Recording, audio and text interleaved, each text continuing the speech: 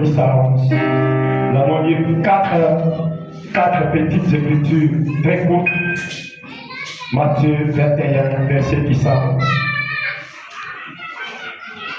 Nous lisons ceci.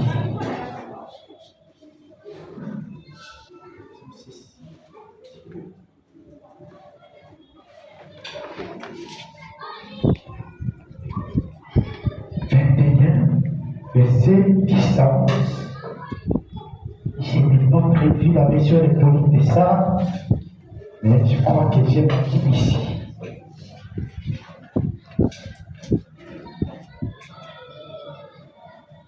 Matthieu chapitre 21, verset 10. Nous allons lire au nom du Seigneur. Amen. Je suis très content de voir que vous êtes tous à partir. Que le Seigneur bénisse. Amen. Amen. Ok.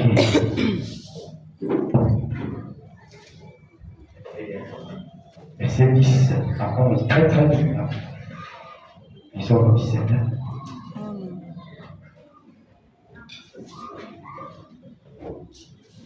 Il dit ceci. Lorsqu'il entra dans Jérusalem, toute la ville fut émue et l'on disait, qui est celui-ci? La foule répondait, c'est Jésus, le prophète de Nazareth de Galilée. Amen. Amen. Que Dieu bénisse la lecture de sa parole. Amen. Pour nous asseoir. Et puis maintenant, nous allons prendre Apocalypse chapitre 1, verset 7.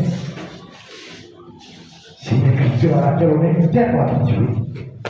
Voici, il vient avec des loups, et tout le verra, même ceux qui l'ont percé, et toutes les tribus de la terre se ramasseront à cause de nous. Oui, Amen. Amen. Amen. Deuxième lecture, maintenant la troisième, Actes chapitre 1, verset 8 à 11.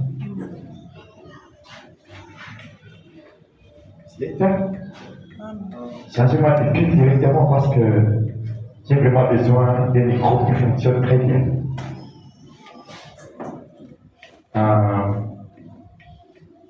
Vous bien me donner celui-là d'abord, pendant que vous changez la pile ici.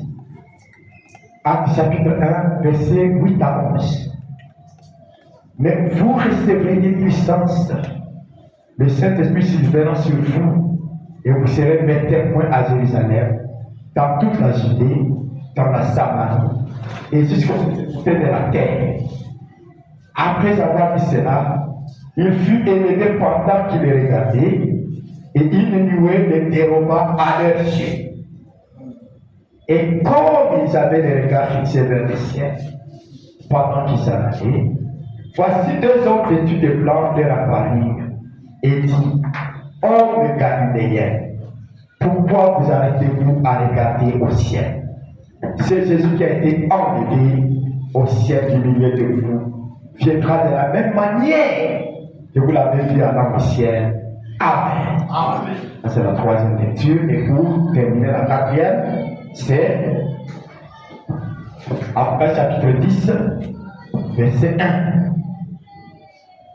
Puis, je vis un autre ange puissant qui descendait du ciel, enveloppé d'une nuée. Au-dessus de sa tête était l'arc-en-ciel et son visage était comme le soleil, et ses pieds comme des colonnes de feu. Amen. Amen. Que Dieu bénisse toutes ces lectures que nous venons de faire au nom de Jésus-Christ. Amen. Amen. Amen.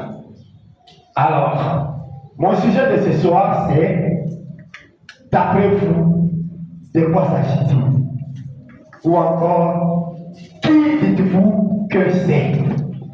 Amen. Amen. Qui dites-vous que c'est? Et aujourd'hui, nous sommes le 28 février. Tout le monde, dans le monde du message, c'est que la date du 28 février, c'est un jour mémorable.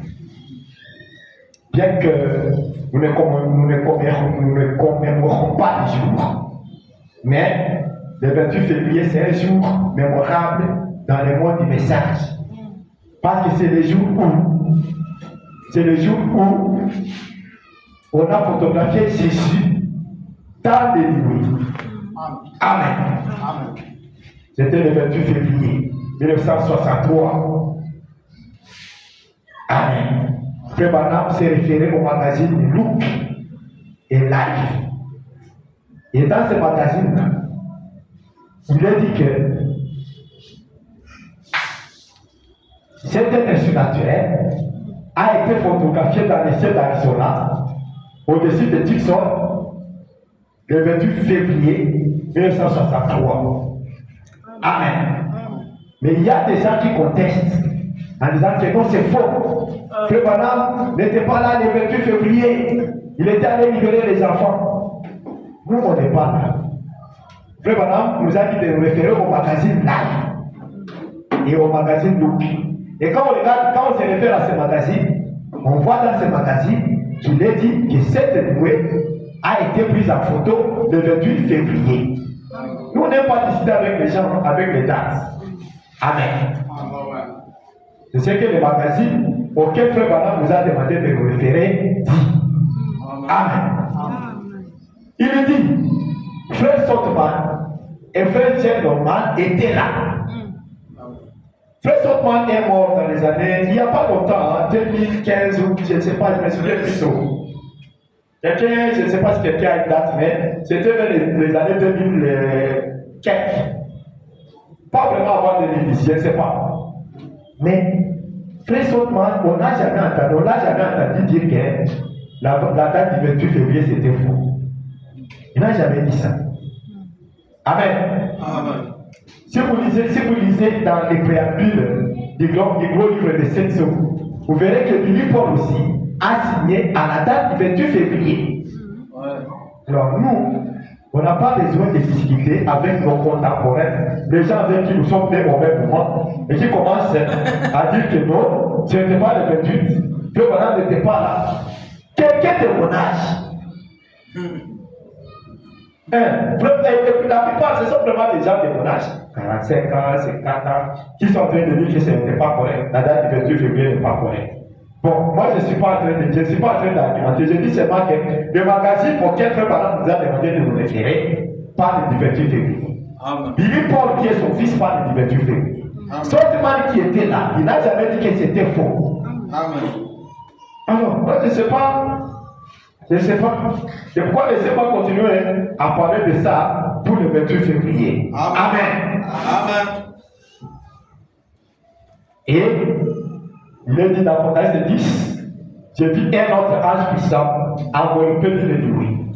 Au-dessus de sa tête était un arc-en-ciel. Et Frère Branham me dit, cet ange puissant-là est différent de sept autres anges qui sont des messagers. Est-ce que je me fais comprendre? Frère Branham dit que cet ange puissant ici est différent de 7 autres messagers. Amen. Parce que l'ange signifie un messager. Maintenant, Frère Branham dit, celui-ci, il est céleste. Les 7 autres sont des anges ou des messagers terrestres. Est-ce que nous pouvons dire pour commencer déjà? Dans la prédication, Monsieur est de la fin, prêché à Jeffersonville, Indiana, dimanche 30 décembre 1962, soit, il dit ceci au paragraphe 196. Dans la version prochaine, il dit, ces étoiles qui forment leur constellation, là-bas, cet ange qui vient et dit, comme Jean fut envoyé pour terminer l'Ancien Testament et introduire Christ, ton message va régler les points en suspense et introduire le Messie juste avant sa vie. Le message des derniers jours, remarquez, l'ange puissant jura par un serment qu'il n'y aurait plus de temps. Maintenant, je ne peux pas vous garder trop longtemps. Amen. Pensez à ceci une minute maintenant. Maintenant, écoutez, cet ange est de Saturne du ciel. Amen. Amen. Vous voyez? Les 7 autres anges de cette église étaient des messagers terrestres. Amen. Mais cet ange, point. Tout le message est terminé. Le 7e ange clôture le tout. Amen. Les gens n'aiment pas entendre dire que le 7e ange clôture les doigts. Ça les met mal à l'aise. Ouais. Parce que selon eux, ils ont encore des choses qui ne sont pas clôturées. Ouais. Le frère Madame dit le 7e ange clôture le tout. Amen. Et il dit, cet ange vient, non pas vers la terre, il n'est pas un homme de la terre, comme le messager aux anges de l'église. Ça, c'est terminé. Mais cet ange apporte l'annonce suivante. Et ange veut dire un messager. Amen. N'est-ce pas? Maintenant, il apporte. Il dit, il est un ange, n'est-ce pas? Donc, il est un messager, mais céleste. Et il descend du ciel, Amen. enveloppé de cette colonne de lumière, de cette nuée avec un arc-en-ciel au-dessus de sa tête. J'ai la tête de voir tout ça, non? Amen. Et un arc-en-ciel est une alliance. C'est un Christ avec un pied sur la terre et un pied sur la mer. Et je dirais qu'il n'y aurait plus de temps. Amen. Messieurs, où en sommes-nous? Que veut dire tout ceci? C'est à vous que je pose la question. Amen. Les autres anges étaient des messagers des hommes de la terre. Mais cet ange, il est dit, rang de l'église de la Odyssée, rang de l'église de Fès, des messagers de la terre. Voyez-vous, des hommes, des messagers, des prophètes, etc. envoyés à l'église. Mais celui-ci n'est pas venu de la terre. Amen. Point virgule. Il est venu du ciel. Amen. Parce que le mystère est entièrement terminé.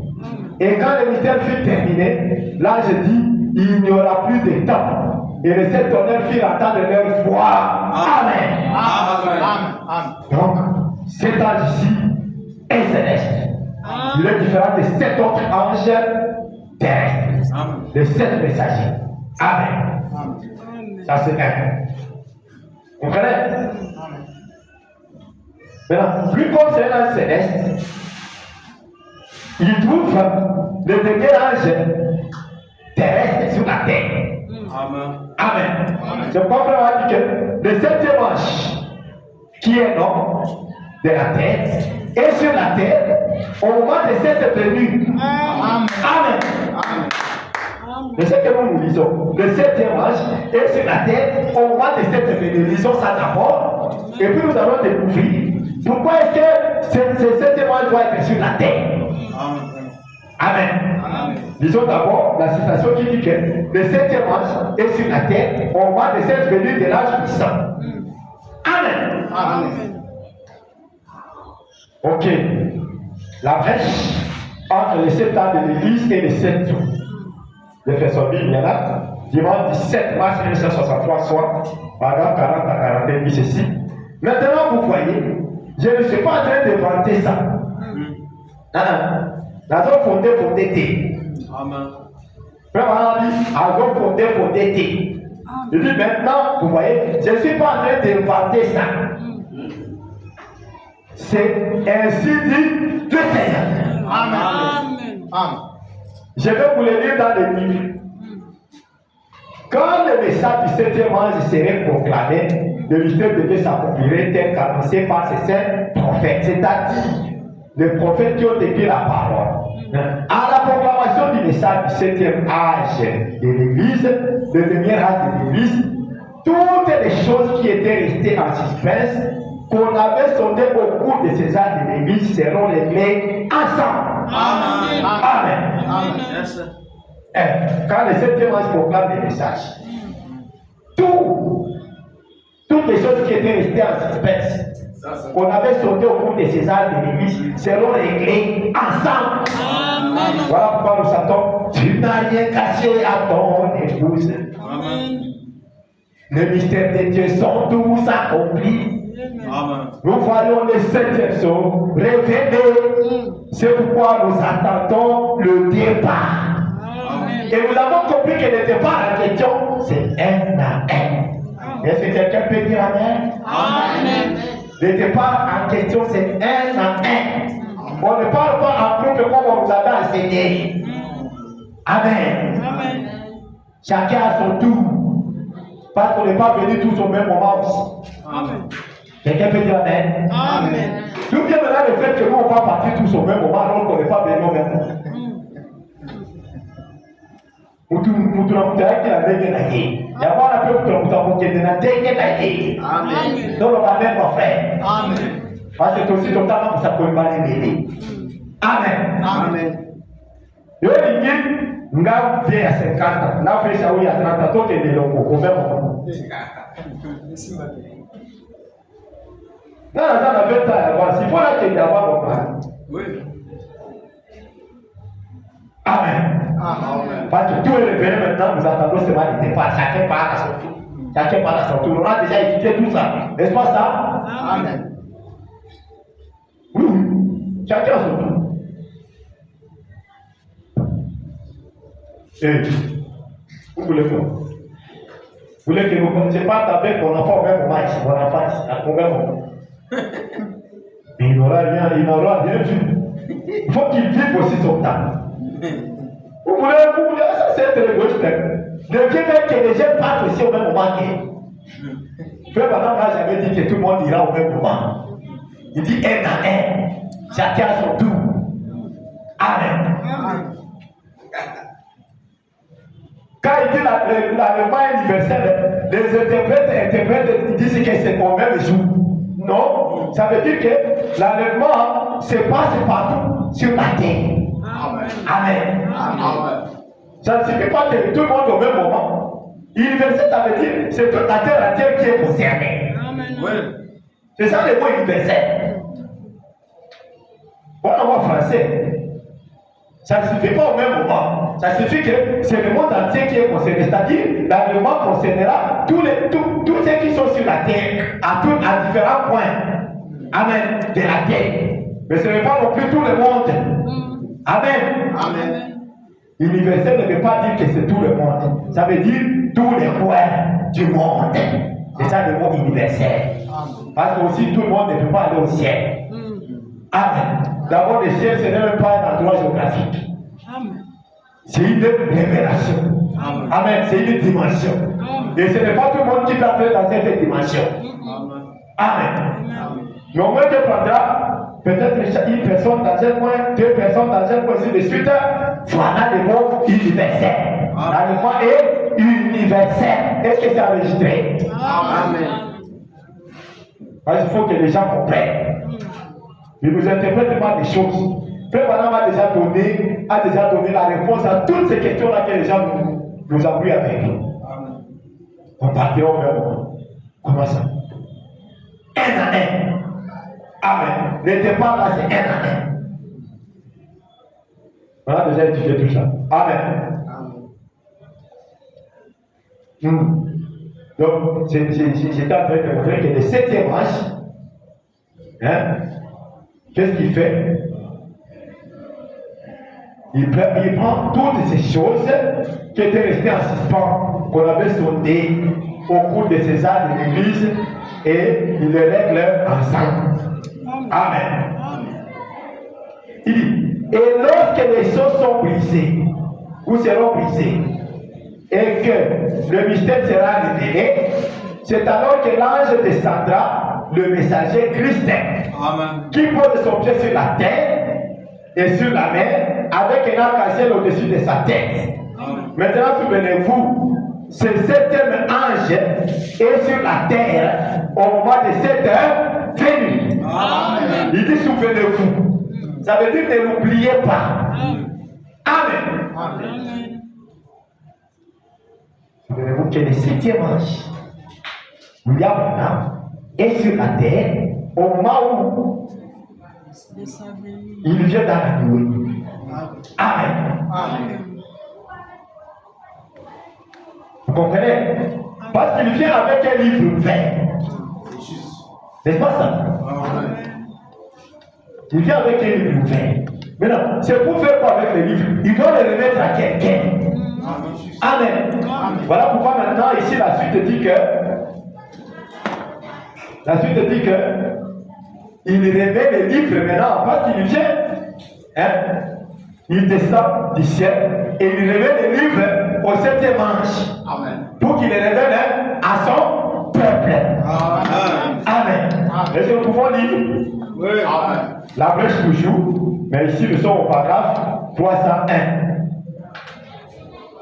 Amen. La brèche entre les 7 âges, j'ai déjà donné la date, 17 mars 63 soir, dimanche. 301 dit. Mais la première chose qui a représenté cette rédemption, c'est l'agneau, immolé de la fondation du monde qui est venu. N'est-ce pas? Amen. N'est-ce pas ça? Amen. Et il a pris les livres. Gloire! Amen. Il a ouvert les livres et en a arraché les sceaux. Ok? Il l'a envoyé sur la terre à son 7e ange. Amen. Pour le révéler à son peuple. Amen. Voilà, oh là là. Qu'est-ce qui s'est passé? Les cris, Amen. les acclamations. Amen. Je n'entends pas les acclamations. Les alléluia. Amen. Les soins, la puissance, la gloire, la manifestation. Amen. Ça, c'est lorsque il est descendu avec les livres, il a remis à son 7e ange pour les révéler à son peuple. Qu'est-ce qui se passe maintenant quand le 7e ange commence à les révéler à son peuple? C'est la joie. Amen. Ce sont des cris, ce sont des amens, ce sont des alléluia, ce sont des manifestations. Alléluia. Parce que le livre est ouvert et remis au 7e ange pour nous révéler. Amen. Gloire à Dieu. Et les livres là, ce sont les mystères révélés. Alors quand les mystères sont révélés, ça donne la joie. Parce qu'on comprend, ça c'était comme ça. Tu es content, elle commence à rire, elle commence à sauter, elle commence à faire des 100 pas. Amen, amen. Vous vous souvenez de la station que nous avons lue dans les 6e psaume? Quand Frère Madame a compris que l'esprit de Dieu de Moïse était incarné. Amen. À lui, il a commencé à faire des 100 pas. Amen. Dans la salle. Amen. Pourquoi? Parce que ces mystères sont révélés. Amen. Alors quand tu les vois, tu commences à faire des 100 pas. Tu commences à toi-même. Parfois, tu verras, tu commences seulement à parler toi-même. On te demande, tu dis quoi? Tu dis, je dis rien. Parfois, madame est tout en train de parler. Tu parles de quoi? Je dis, je dis rien. Parce que là, je suis seulement en train de penser à ces choses, et puis ça me réjouit. Et puis je commence à parler à moi-même. Alléluia. Est-ce que ça vous arrive aussi? La joie de connaître le mystère de Dieu. Amen. Parce que l'ange puissant, quand il est venu, il a remis le livre à son 7e ange pour qu'il le révèle à son Père. Amen. C'est merveilleux. Et nous avons compris que le peuple en question, il y a l'épouse et Israël. Est-ce que c'est merveilleux? On a déjà dit tout ça. Amen. Merci Seigneur. Amen. Il vient d'allumer. Tout est révérend. N'est-ce pas? Et c'est ce qu'on a vu dans Apocalypse 1:7. Il vient d'allumer et tout est révérend. Même ceux qui l'ont percé. Amen. Ça veut dire que même les dénominationnels aussi, ils voient ça. Amen. Parce que Frère a dit que ceux qui l'ont percé, ce sont les gens qui l'ont percé avec des créneaux. Aujourd'hui, ce ne sont pas les. Est-ce que ces gens-là sont encore en vie? Quand même. Pour dire que ceux qui l'ont percé, quand ils viennent dans la nuée, ils vont les voir. Est-ce qu'ils sont encore en vie? Non. Maintenant, Frère Branham, comme le livre d'Apocalypse, c'est un livre de savoir. Maintenant, Frère Branham, il dit, ça veut dire ce qui les pêche aujourd'hui avec les créneaux dénominationnels. Amen. Et c'est là que nous avons compris que les deux témoins d'Apocalypse étaient tués ou à une place publique dans des églises. Est-ce que vous avez compris ça? C'est merveilleux. Amen. Donc, quand il vient dans la nuée, ce n'est pas pour l'enlèvement. Amen. Quand il vient comme ça dans cette nuée, Frère Madame dit que ce n'est pas pour l'enlèvement. Parce que l'enlèvement c'est un secret. Or ici, on dit que quand il vient dans la nuée, tout est révérend. Même ceux qui l'ont perdu. Amen. Baneko, il faut voir la maquinité, toi, et ça dit c'est qu'elle est. Ça c'est juste. Amen. Vous allez voir l'histoire de Roméo et Juliette. Amen. Parce que Juliette voyait votre esprit que Juliette a été accueillie. Alléluia. Il y a pas la chose aussi tu comprendras que ce n'est pas ce corps qui est concerné, parce que c'est l'âme. Amen. La chose importante que le bonheur vient prendre, c'est l'âme que Dieu enlève. C'est juste. Mais ça, dans les lieux célestes. Amen. Amen. Voilà pourquoi frère a dit que quand vous recevez le Saint-Esprit, vous êtes déjà dans l'état de l'être enlevé. Amen. Voilà pourquoi l'homme de Dieu nous a dit, dans le Saint-Esprit, il y a un enlèvement. Il y a la venue du Seigneur. Il y a tout. Quand tu as le Saint-Esprit, tu vois maintenant tous les tableaux. Amen.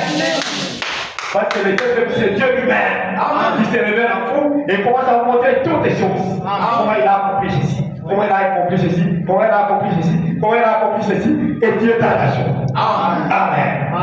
Voilà pourquoi, donc quand vous voyez cette nouée, comprenez que déjà, l'enlèvement a déjà eu lieu. Parce que c'est une affaire de l'âme. Ce n'est pas le corps, mon frère. Parce que tu es poussière et tu retourneras où? À la poussière. Et toi, tu veux faire éviter la poussière, comment?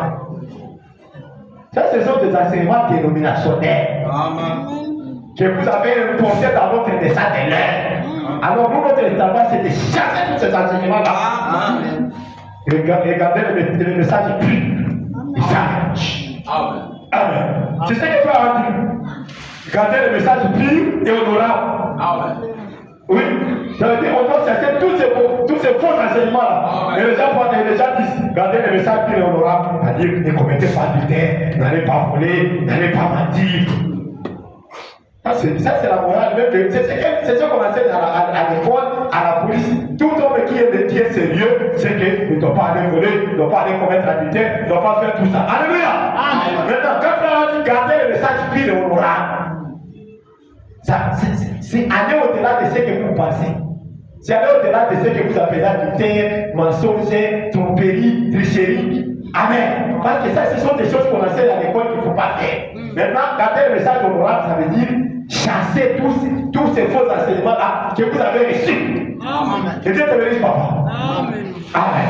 Donc, il faut maintenant chasser tout ça, tout ce qui n'est pas correct. Amen. La Bible était déjà claire en disant que Dieu est poussière et tu retourneras à la poussière. Amen. Maintenant, quand Paul dit nous serons enlevés, les théologiens ont enseigné en disant que c'est tout toi qui sera enlevé. Et ils oublient que le vrai nous, c'est à l'intérieur. Amen. C'est ce que le message nous a appris. Vous comprenez? Et ça devient très loin. Et ça devient plus merveilleux que la révélation théologique ou les enseignements théologiques. Parce que les enseignements théologiques, il voit l'homme entier avec les corps. Et le message de lui, quand il parle de nous serons changés. Ce n'est pas que comme tu es noir là-bas, tu deviendras un blanc. Non. Ou bien comme tu es vieux, tu deviendras jeune et puis non. Tu ne peux pas devenir jeune si tu ne passes pas d'abord par la chambre noire. Il faut mourir. Amen. Parce que Dieu est poussière. Et tu veux mais tu veux devenir jeune sans mourir. Oh. Voilà pourquoi on a posé la question après maintenant. Explique-nous le mystère de là du changement des vivants. Parce qu'il dit que les vivants seront changés. Mais explique-nous ces changements-là. Il dit, c'est pas la nouvelle naissance à l'intérieur. C'est ça le changement. Amen. Tu ne peux pas devenir un jeune de 18 ans sans mourir, frère. Ce n'est pas possible. Comment? Amen. Alors, des changements des vivants, les changements de ceux qui seront vivants, quand ils viennent, Frère Madame dit que c'est la nouvelle naissance. Et Frère Madame explique la nouvelle naissance, il dit c'est une nouvelle compréhension de la parole. Amen. La révélation de Jésus-Christ est à vous, personnellement. Amen. Mais quand on était dans les églises, on nous disait la nouvelle naissance, c'est de mentir, c'est de voler. Je vous ai dit que ce sont des choses qu'on enseigne à l'école. À l'école. Alors, selon maintenant le message de l'air, la nouvelle naissance, c'est la révélation de Jésus-Christ à vous personnellement. Amen. Voilà la vérité. Amen. Merci Seigneur. Merci Seigneur. Amen. Alors, quand Dieu t'a loué, tout est libéral. Même ceux qui l'ont percé. Abraham dit, comme tout est libéral, même ceux qui l'ont percé, là, ce n'est pas pour l'enlèvement. Parce que l'enlèvement, c'est un secret. Et l'enlèvement se passe dans le ministère du Fils de l'homme. Pas dans le ministère du Fils de David. Frère, Jésus est venu sur toi dans tes fils. Frère, madame nous a déjà dit ça. Fils de l'homme. Ici à la première venue, c'était un prophète. Puis fils de Dieu. À travers le messager. C'était Jésus et vraiment fils de Dieu. Au temps de Paul, Irénée, Martin, Colomban, Luther, Wesley, jusqu'à Frère Branham encore. Parce que Frère Branham est aussi inclus dans fils de Dieu. Voilà pourquoi il a beaucoup de noms. Amen. Et il est aussi inclus dans Jésus en tant que fils de Dieu. Messager du dernier raté de Christ. Amen. Et c'est encore le même corps que Dieu utilise en tant que fils de l'homme. Alléluia.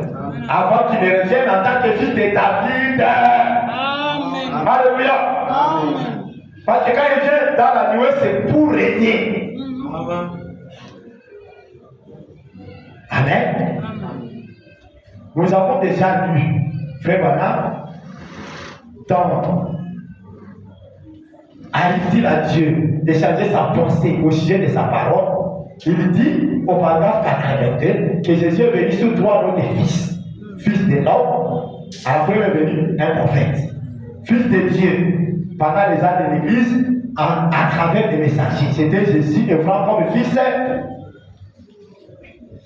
Mais quoi il y a là-bas? De Dieu. Voilà. Pendant les âges, c'était Jésus et vraiment comme fils de Dieu. Maintenant. Et puis, troisièmement, il doit venir comme fils de David. Mais entre fils de Dieu et fils de David, il doit devenir, selon sa propre parole, et selon Malachie 4, et beaucoup d'autres passages de l'Écriture, il doit devenir sous une forme physique parmi son peuple pour être un prophète. Amen. Laissez-moi chercher ça pour être sûr que j'ai dit correctement, mes frères. Moi, je n'aime pas dire les choses de manière décousue. J'aime dire les choses correctement. Laissez-moi chercher ça. Pardonnez-moi.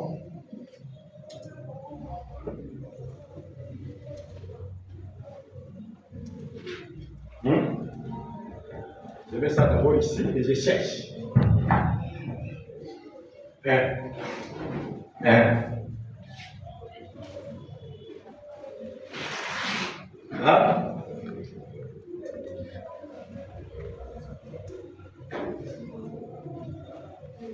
cherche ça dans. Arrive-t-il à Dieu de changer sa pensée au sujet de sa parole, n'est-ce pas? Oui. 82. Il dit ceci. Je vous dis 82, oui. Il dit, c'est une publication de Los Angeles, Californie, mardi 27 avril 1965, paragraphe 82. Il dit, eh bien, Jésus est venu sur trois noms. Fils de l'homme, ce qui veut dire un prophète, n'est-ce pas? Fils de Dieu, c'est lui qui a parcouru les âges de l'Église. Où est le truc des âges? C'est de ce côté. Voilà. Paul, Irénée, Martin, Colomban, tout ça. D'accord? Colomban, Luther, Wesley, ça c'était en tant que fils de Dieu dans les âges. Amen. Puis, fils de David. Mais, entre le fils de Dieu et le fils de David, selon sa propre parole, et selon Malachie 4, et beaucoup d'autres passages des Écritures, il doit retourner dans son église sous une forme physique, parmi les gens, dans des êtres humains, pour être un prophète. Et c'est quand il revient sous cette forme-là qu'il enlève l'église. Parce que c'est le ministère du Fils de l'homme qui enlève l'église. Amen. À sa première venue, il est venu comme fils de l'homme, il a enlevé l'église. L'église de l'Ancien Testament. Amen. L'église de l'Ancien Testament. Quand il vient encore en tant que fils de l'homme, là cette fois-ci c'est en Occident, il fait encore quoi? Il enlève l'église. Amen. Voilà. Comprenez, non? Ok, il me reste 20 minutes parce que vous avez dit, il est seulement aujourd'hui. Frère Josué m'a donné cette journée parce qu'il a compris que c'était important que nous parlions de ces choses. Amen. Amen. Amen. Ça, c'était sa chair aujourd'hui, non? Très important. Mais il m'a donné. Ok? Dieu le bénisse. Amen. Ok. Donc, il dit ceci. Il doit retourner dans son église sous une forme physique parmi les gens, dans des êtres humains pour être un prophète. Et puis il pose la question, voyez, Nous voyons. Voilà. Merci Seigneur parce que le message est merveilleux. Est-ce qu'on peut acclamer pour le message? Alléluia. Est-ce que le tableau est clair? Papa, le tableau est clair. C'est clair, hein? Yes. Voilà, Dieu. Je suis content que papa veut dire que le tableau est clair. Amen. Amen. Qui dit pour que c'est? Gloire à Dieu. Amen. Maintenant, disons d'exposer pour comprendre que le fils de, quand il vient en tant que fils de David, quand il vient dans la nuée, il est le gouverneur. Amen. C'est ce qu'on appelle la seconde venue, n'est-ce pas? Pour les Juifs. Mais pour nous, c'est la troisième. Amen. Amen. Amen, sir. Oui. Dieu bénisse. Pour nous, c'est la troisième parce que la deuxième, c'est en secret. Là, il vient en tant que fils de l'homme en Occident. Et il enlève les pouces. C'est-à-dire, il donne la révélation à nos âmes. Parce que c'est ça l'enlèvement. Il dit, pour l'épouser, l'enlèvement, c'est une révélation. C'est la foi. Amen. Le frère a dit, la foi dit que c'est accompli, alors que l'espérance attend. Amen. Voilà pourquoi il dit que l'espérance, c'est l'ennemi de la foi. Vous l'avez vu tout ça? Amen.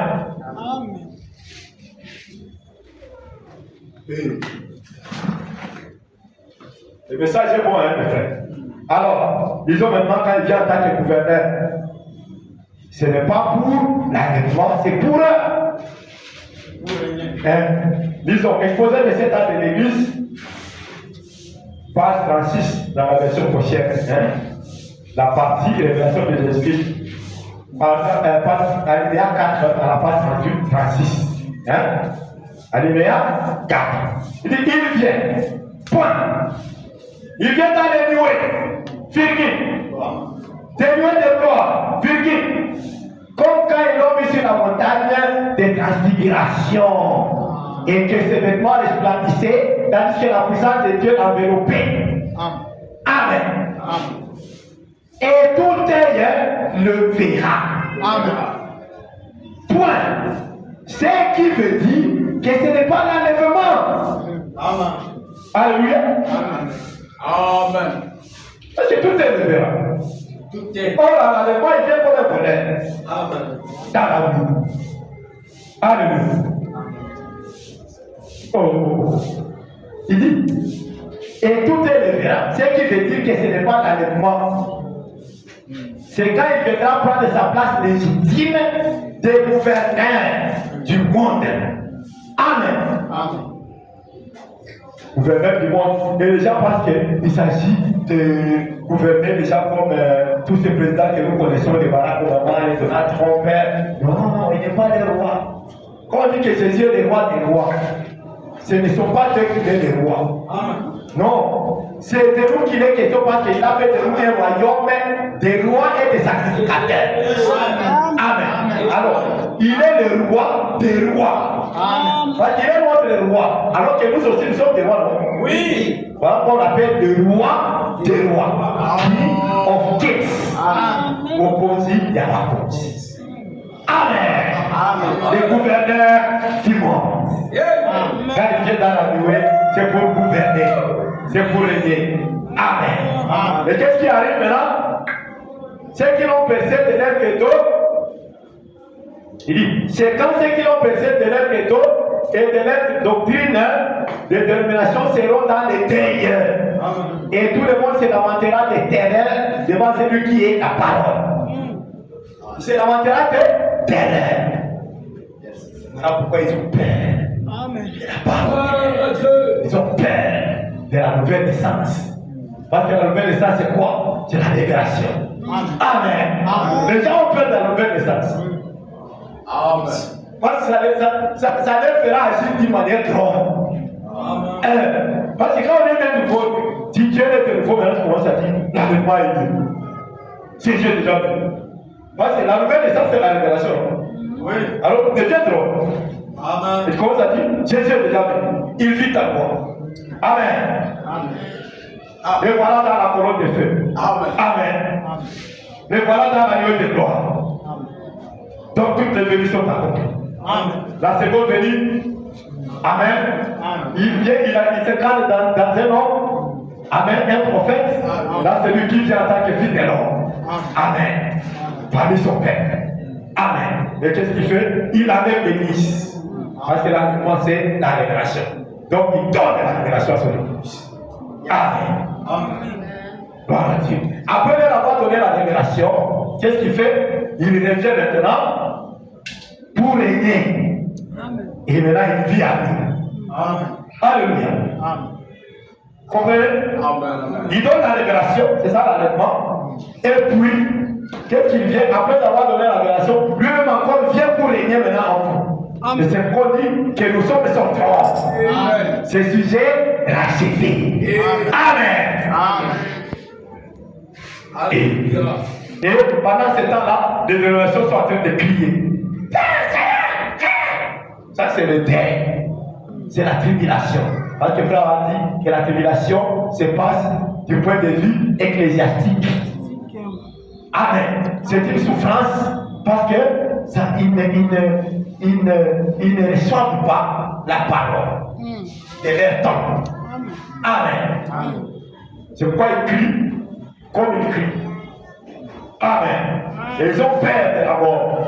Nous avons dit lorsqu'on était en train de prêcher sur les 10 vierges de 144 000, nous avons compris que les vierges folles ont peur de la mort. On avait dit, ils ont peur de la mort. Nous avons compris que c'est aussi une des caractéristiques des vierges folles. Ils ont peur de la mort.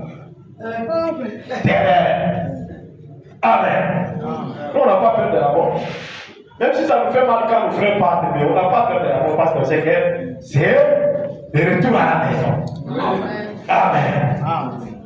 Vous voulez quoi? C'est ça la vérité, vous. Amen. Il se lamente, il pleure, il crie. Ils ont peur. Amen. Et voilà. Et ceux qui l'ont pensé aujourd'hui, ce sont toutes ces églises internationales qui rejettent le message de l'heure. Amen. C'est ça penser Jésus. Rejeter le message de notre temps, c'est ça penser Jésus. Amen. Lisez dans la prédication de l'accusation. Dieu dit que je vais jusqu'à. Donc j'ai encore 15 minutes. Amen. Amen. 15 ou 10. Amen. C'est que j'ai dit. 10 minutes. Amen. Donc, il se lamente devant la parole. Parce qu'il ne comprenait rien. C'est ça les lamentations. Il ne comprenait rien. Amen. Dieu a accompli ça, sa parole. Et les gens sont en train de souffrir de notre côté dehors. Parce que ils sont dans la tribulation. Nous ne poussons pas par la tribulation. Parce que la tribulation est ecclésiastique. Et nous avons la révélation. La tribulation, ce n'est pas ce qu'on disait là. On va commencer à épouser les gens. Ça, c'est pendant les gens de l'église. Quatrième année de l'église. Et dans la dédiative, on a vu ça. On va nous ramener ça ici. Ça, c'est le temps de l'aigle. Amen. Vous amenez les choses de là, des diatribes, vous les amenez ici. Comment commencer à vous égorger? Mais on a dit, c'est pendant de dire que aujourd'hui le diable a changé de tactique, il n'égorge plus. Lui aussi, il a pris la Bible. Amen. On a dit non.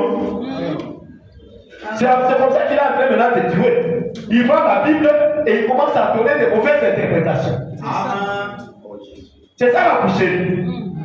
Ce n'est pas l'histoire qu'on vous disait qu'on va commencer à occuper les têtes. Si tu acceptes pas, si tu acceptes ton Jésus comme ton sauveur, on te coupe la tête. Mais si tu refuses, on te donne la patate de bouche et la pomme de terre. Et ça vient d'où? C'est à la théologie qu'on enseigne ça. Le message de l'un n'enseigne pas ça. Vous avez déjà vu une situation pareille?